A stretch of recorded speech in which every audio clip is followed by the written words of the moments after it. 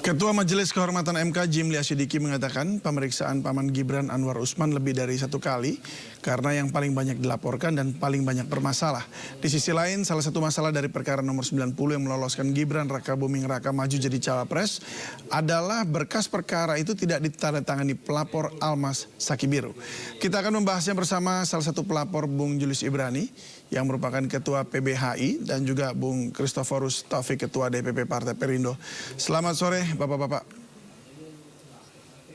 Selamat sore. Oke, baik. Saya kedengeran ya? Bung, ya kedengeran Pak Christofik. Sementara Bung Julius masih kami usahakan untuk dihubungi. Namun kita akan mulai dulu saja langsung bersama dengan Pak Christofik. Pak Christofik, bagaimana menurut Anda jika memang perkara itu tanpa tanda tangan pelapor? Ya, sebenarnya gini, di dalam MK itu kan prosedurnya sangat ketat ya. Saya beberapa kali juga beracara di MK itu prosedurnya sangat ketat. Jadi memang di situ kalau kita menyerahkan berkas dan sebagainya itu diperiksa dengan sangat ketat. Kalau nggak ada tanda tangan segala itu biasanya dikembalikan. Nah ini agak aneh kalau ada permohonan yang tidak ditandatangani. Tetapi yang menjadi sebenarnya mungkin nanti kita sambil menunggu. Yang saya masih sulit adalah itu apakah sama sekali tidak ada tanda tangannya atau jangan-jangan ditandatangani oleh kuasa hukumnya. Tapi kalau narasi yang beredar di masyarakat saya ikuti kelihatannya tanpa tanda tangan sama sekali. Nah kalau tanpa tanda tangan ini memang sangat janggal gitu. Karena yang selama ini terjadi dan saya alami itu jangankan nggak ditandatangani, fotokopinya kurang aja sama teman-teman di sana di bagian penerimaan berkas itu pasti akan dikembalikan. Gitu dari saya. Memang ada aneh sih, belum pernah. Agak aneh ya. Jika memang ditandatangani oleh pengacara, katakanlah demikian, apakah berkasnya berbeda atau ada tulisan atas nama atau bagaimana? Biasanya dilakukan surat kuasanya. Ada surat kuasa. Surat kuasanya juga ditandatangani, surat kuasanya surat kuasa asli biasanya begitu. Nah, terus pada saat di tahap awal pemeriksaan legal standing itu semua diperiksa. Jadi keadaan yang kedua menurut saya begini, kalau memang betul ada fakta yang menunjukkan seperti itu, pada saat pemeriksaan legal standing kan kalau acara di MK itu pertama dilihat dulu kedudukan pemohonnya dan sebagainya.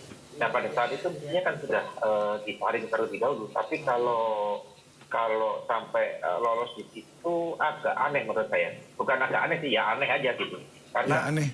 Itu biasanya di sidang terbuka ya, di sidang terbuka terus diperiksa itu legal standing-nya dan sebagainya. Kalau ada kekurangan memang bisa memperbaiki. Makanya di MK biasanya ada perbaikan berkas kan, itu diperbolehkan.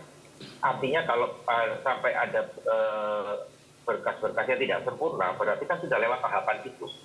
Betul. Ya, saya nggak tahu bagaimana mekanismenya. Atau malah ada yang lebih aneh lagi kan katanya itu di hari Sabtu ya. Setahu saya Sabtu itu tutup, dia nggak terima berkas. Nah, ini juga mesti didalami lagi karena kan bahasa yang saya tangkap kita tangkap di media kan suratnya tertanggal. Nah kalau tertanggal ini secara terminologi hukum tertanggal ini kan bisa saja ditanggalin hari ini, tapi dimasukkannya hari Senin gitu, itu bisa saja namanya tertanggal kan begitu. Nah cuman kalau sampai Pak Jimli yang menyampaikan, menurut saya ini bukan hanya sekedar kesalahan penulisan ya, tetapi secara substansi mungkin sudah mengandung kesalahan gitu. Jadi jangan-jangan memang diserahkannya di hari libur. Itu yang saya tangkap. Baik, saya ke Bung Julius Ibrani yang sudah bergabung bersama kami. Bung Julius Ibrani sudah mendengar suara saya? Sudah mendengar dengan sangat jelas. Terima kasih Mas. Selamat siang Mas Reis. Selamat siang menjelang sore Bung Julius. Ya. Baik, Bung Julius.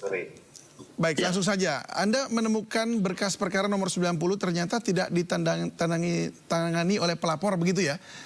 Oke, jadi saya perlu jelaskan secara tegas begini. Dari awal laporan PBHI itu merujuk pada seluruh dokumentasi di internal MK.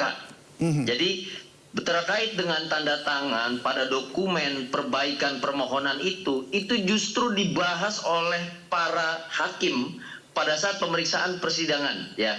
Jadi dikatakan bahwa ini dokumen tidak ditandatangani, ya.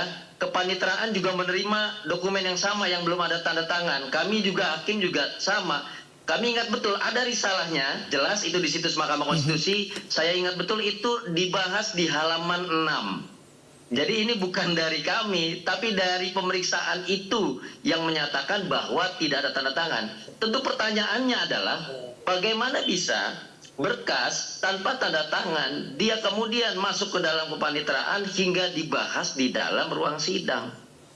Sidang itu juga seharusnya tidak dapat dimulai tanpa ditandatangani dulu, gitu loh.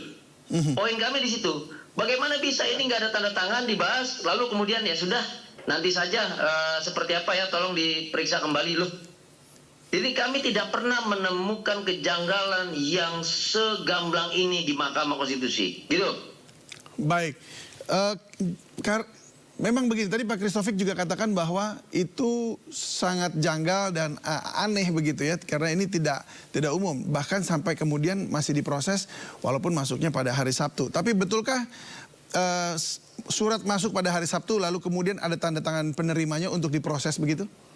Nah, jadi ini yang saya katakan, surat hari Sabtu itu berbeda dengan permohonan perbaikan yang tidak ada tanda tangan, gitu. Keduanya masuk ke dalam laporan kami dan ini juga yang kami pikir diafirmasi oleh pernyataannya Ketua MK Prof. Jimli meskipun dengan bahasa yang lebih netral dan normatif, gitu. Mengenai pencabutan permohonan dikatakan bahwa tertanggalnya adalah hari Sabtu, dikirimkannya adalah hari Sabtu, gitu. Lalu kemudian dikatakan oleh panitera diterimanya hari Senin. Secara logis ya, pertama MK libur di hari Sabtu. Itu yang pertama, ya. Yang kedua, berkas-berkas ini dikirimnya bukan ke bagian persuratan tapi ke paniteraan. Gitu. Nah, jelas kalau panitera bilang terimanya hari Senin karena panitera tidak masuk di hari Sabtu dan di hari Minggu. Tapi poinnya sebetulnya bukan di situ, bukan soal Sabtu, Minggu, libur dan segala macam. Poinnya adalah bagaimana mekanisme administrasi ini yang merupakan bagian dari hukum acara di Mahkamah Konstitusi telah diatur oleh peraturan Mahkamah Konstitusi yang merupakan mandat dari konstitusi kita loh. Ini mandatnya dari konstitusi karena MK ada di konstitusi kita. Bisa seberantakan ini. Poin kami di situ. Tentu berantakan yang sangat gamblang ini bisa melenggang begitu deras, melenggang begitu cepat. Ini kan ada tanda tanya, gitu. Jadi ada pertanyaan, makanya kami bilang kami nggak mau merujuk pada informasi A, B, C, dan segala macam. Lihat yang ada di putusan dan itu dibahas di dalam putusan mengenai permohonan perbaikan yang tidak ditandatangani ada di risalah dan kemudian mengenai hari Sabtu itu juga ada di dalam putusan. Jadi ini bukan insinuasi, ini jelas. Ini bukan hoax, ini jelas ada di dalam dokumen. Kalau kemudian MK membantah, nah ini yang menarik saya katakan. Kalau misalnya Mahkamah Konstitusi membantah atau dibilang oh sudah diberesin, berarti yang tercatat di dalam risalah, berarti yang ada di dalam putusan itu dinyatakan tidak benar dong. Dan itu dibantah sendiri dong sama Mahkamah Konstitusi. Apakah nah, itu bersifat otomatis ya? Begitu ya harusnya? Oh otomatis, itu otomatis. Tidak pernah boleh ada dokumen apapun tanpa tanda tangan yang bisa masuk ke ruang kepanitraan, apalagi sampai masuk ke meja hakim dan dibahas, gitu. Baik, ya, surat kuasanya saya ke Pak Kris. Kurang itu gini kok. Ya, gimana Pak Kris? Ya. Jadi kalau menambahkan, kita tuh kalau kita tanda tangan surat kuasa ke MK, terus kurang, katakanlah ada 6 kuasa hukum, 1 kuasa hukum, nah itu kita dibenerin kok sama MK. Terus yang kedua, kalau kita ke MK menyerahkan berkas, itu satu-satunya loket yang tersedia ya di depan itu. Saya beberapa kali itu mau nggak ada jalan lain ya loket di depan itu. Nah ini menariknya begini, nah kalau loket depan terus bisa masuk ke belakang itu agak mungkin perlu lewat mana gitu. Soalnya kalau nggak ada jalan lain kita kalau masuk itu terima berkas kalau dari ke MK ya di depan terus kita ada loket di situ tempat penyerahan, nggak ada jalur lain gitu. Ya, Itu aja sih. baik. Jadi kalau sudah dicatat diri salah, lalu kemudian malah tetap diproses, apakah ini akan menimbulkan masalah di belakangnya nanti, Pak Christopik? Ya jelas. Jadi gini Mas, kalau di MK itu saya melihatnya selalu ada dua yang harus terpenuhi, yaitu secara formil maupun material. Gitu. Tata cara hukum acaranya harus terpenuhi, lalu secara materialnya seperti apa. Nah kebetulan di kasus ini, secara formilnya banyak pertanyaan. Gitu. Secara formilnya itu sudah banyak yang dipertanyakan, termasuk yang dilaporkan oleh teman-teman sahabat-sahabat dari PPH ini, itu satu.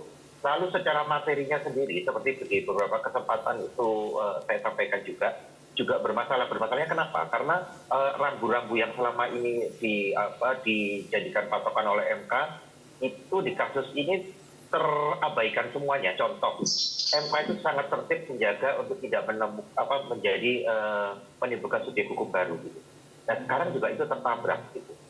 Tapi yang lebih aneh lagi kan coba kalau dilihat putusan pagi hari yang tidak dengan yang sore, itu sendiri sudah saling tabrakan sendiri gitu.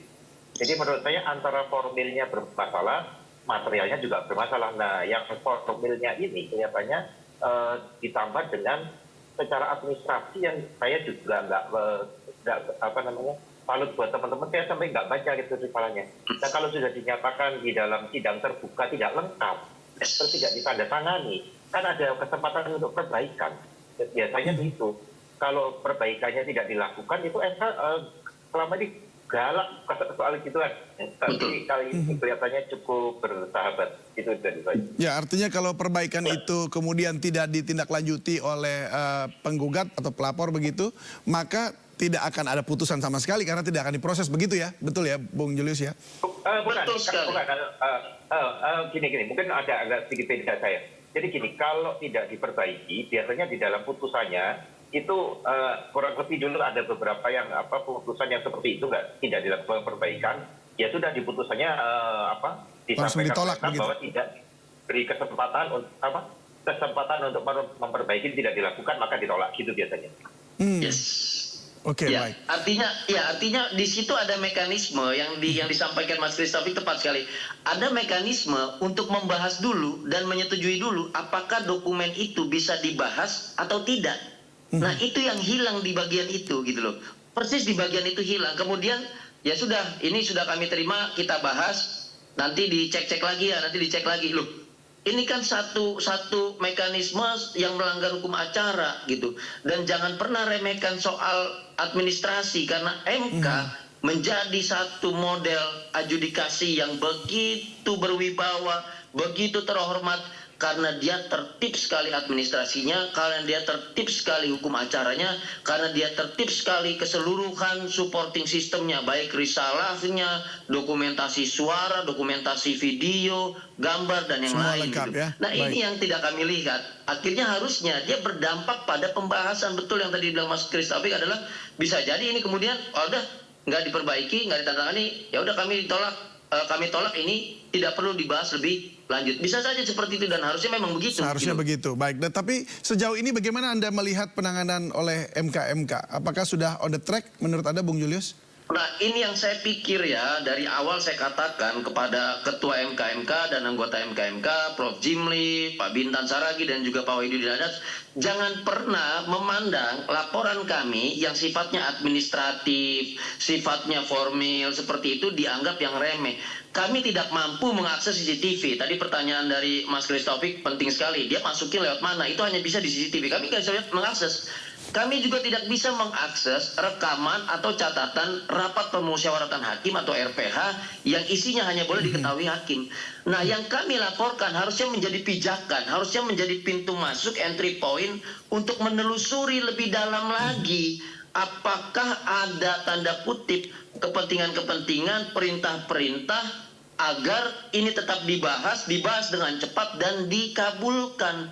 Pintunya dari situ, karena tidak masuk akal dengan keseluruhan kejanggalan-kejanggalan ini, perkara dapat mulus begitu saja. Sementara kita bandingkan, tadi yang diceritakan Mas Christopik betul sekali. Ketika ada 6 kuasa hukum, satu saja tidak tanda tangan, diminta dilengkapi. Atau namanya di take out. Gitu. Nah, kenapa ini tidak demikian? Kenapa ini terus dibahas? Jadi jangan sepelekan hal-hal administratif karena ini bisa menjadi pintu masuk persoalan yang substantif, utamanya pertanyaan besar. Kenapa ada klausa yang tidak pernah diajukan, tidak pernah dibahas, dan kemudian masuk ke dalam amar putusan yang bicara soal sedang menjabat itu? Ya baik, ini memang ini menjadi misteri dan ini harus dijawab juga oleh MK-MK. Pak Kris, tadi Prof. Jimli mengatakan semua bukti sudah dipegang dan bahkan sebenarnya keputusannya sudah ada gitu ya. Tapi baru akan diumumkan tanggal 7 November nanti. Kira-kira akan seperti apa putusannya menurut Anda? Ya, gini, saya coba menghindari untuk masuk ke situ karena kalau banyak ke saya nanti tidak objektif saya.